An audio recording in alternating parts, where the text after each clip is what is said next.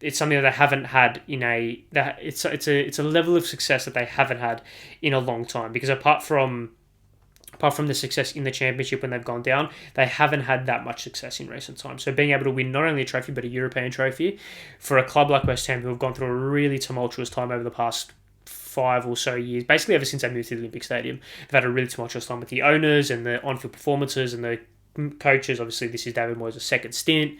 First stint didn't go too well. Then they brought in Pellegrini. He didn't go too well, and it's been a really tumultuous time over the last, pretty much ever since they sacked Bilic and they moved to the Olympic Stadium. It's been a pretty tumultuous time. So they're finally in a position where they've got some level of stability, at least from an external perspective. It seems like they've got some level of stability. They've got an extremely talented team right now, probably the most overall well-balanced, talented team that they've got. I know that it's not necessarily performing the best right now, but I mean, if you look at the names that they've got, Alvarez, I think he's a very good player, and I think he's been well. Edson Alvarez, I think he's played fine for them this season. I really like Kudus.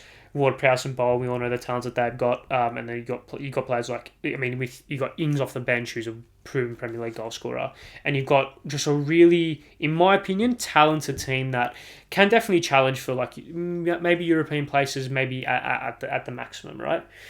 And they've shown that they're not afraid to spend, that within their means, of course, but they are not afraid to spend. And I feel the discourse around wanting Moyes out is very interesting, because they haven't performed well, right? They haven't performed well, especially over recent times. They haven't performed well, so they currently sit ninth, like I said, and they haven't won a game since December. Last year they finished 14th, and they were relegation battling, kind of, if you want to call it that they were relegation battle. I didn't think that they were ever a realistic chance of going down, but at some stages you could probably argue that they were. But regardless, they stayed up, they won the Conference League, it was great. I feel like a club like West Ham, who have had such a tumultuous period, really need to hold on to stability for as long as they can, because they aren't. So how I describe this, Chelsea, for example, right? Chelsea have built themselves into a position where they've got enough money, they've got enough pool, and they're a well enough run club behind the scenes that they can afford to keep this turnover advantage up, because eventually they'll do well, right? It hasn't gone well for them over the past 2 seasons, but realistically, 2 seasons ago they won the Champions League. So how harsh can we really judge Chelsea, right? 2 years ago they won the Champions League. So, well, 3 years ago technically. So what you kind of can sit here and say with Chelsea is that, yeah, they keep sacking the managers, but eventually they'll get it right. There's no real massive risk of them falling drastically, right? Whereas West Ham, when they're in a position where they're doing well, when they're in a position where they won the Europa League group, they're sitting in the top 10 of the Premier League table, they've got some really good players, they just won a European trophy. I don't think West Ham are in a position where they can afford to lose the manager behind all of that, without having a clear kind of succession plan, but also being well run enough to be stable. And I think West Ham have done a lot of good things over recent times, right?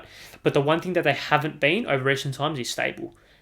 David Moyes has come in. Well, I mean, that's what I was speaking about before. David Moyes has come in. I feel like he's brought a little bit of stability back to that club. In terms of their, is it pretty? No. Is their style of football exceptional? No. But right now they're not in a position where they're going to go down. They're in the round 16. Round 16? Yeah, round 16 of the Europa League. They've got some really talented players who. They've got, not only do they have really talented players, but they've got really good assets that they can sell if absolutely necessary. Like Kudus is someone that they can sell.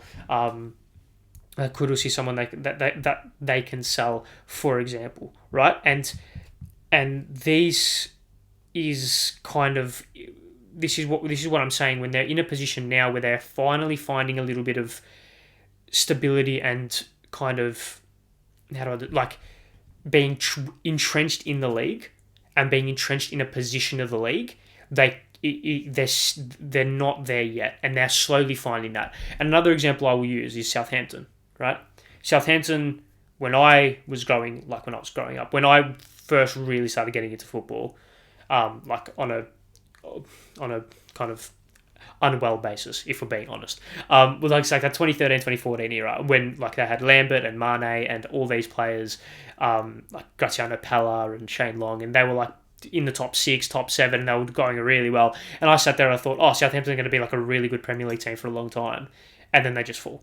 And now they're in the Championship. Like, stuff like that can happen to teams who don't have that stability. Southampton were good for a period of time, and then they fell off.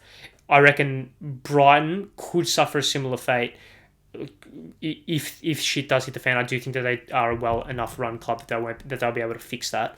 But how many times have we seen teams perform really well and then a fall? And I feel like West Ham are in a position where if they do sack Moyes, they could suffer a similar fate, right?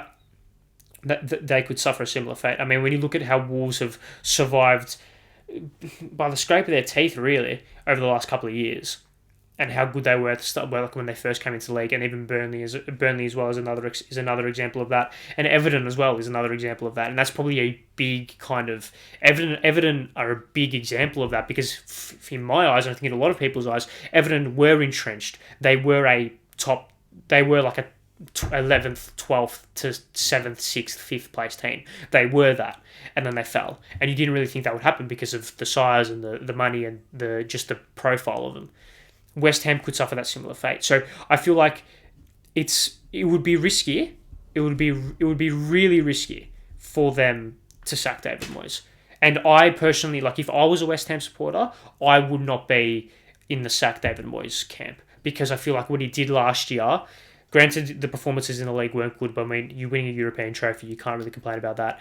Like I said, they're in the round of 16 of the Europa League. They're still in the top half of the Premier League. They've got some really talented players and some really good assets that means that they almost never going to be in a financially struggling position because they've got players that they can sell, right? I feel like right now David Moyes is implementing a little bit of just stability. It might not be excellent stability and a stability that has the floor of like a top 6 finish. But if the stability for West Ham is a top 12, top 13 finish, if they can just keep just ticking over, and then they can finally kick on after that. I don't think right now they're an established team based on where they are in their league position, if that makes sense. Like they currently sit 9th place and they're in the round of 16 of the Europa League. I don't think that is where West Ham, on average, are going to be over the next 10 years right now. But if they can maintain that over the next 2, 3, 4 years, then I think from that point onwards, that's where they'll be. And I think David Moyes right now is the person to put them in that position. Because I don't think right now, if you sack him, there's firstly an obvious person to come in and immediately fix things, and also a person that won't, if shit goes wrong, won't put them in a relegation battle, in my opinion. I don't know if West Ham fans agree with that. They probably won't, but that's just how I see it from an external perspective. And look, I like West Ham, right? And as a Chelsea supporter, probably shouldn't say that. But like, I really do like West Ham. Like, I can appreciate them, at least, right? And they're always a club that you want them to do well for the league and all that good stuff. But yeah, there's just my 2 cents on West Ham at the moment because I know it's been a big talking point and I feel like it's well worth kind of a conversation, definitely. So, look, should they sack him? No, I don't think they should. Will they? I don't think they will either. I think you can't take for granted what he's been able to do. I don't think you can. But then again, are West Ham in a position where they can demand more? The European champions, maybe. I doubt it though. And I think on a whole, they might be European champions, but I don't think that they are European champions, if that makes any sense. They're not established European players. They're just European champions. Might be a weird concept, but that's just kind of my 2 cents on that.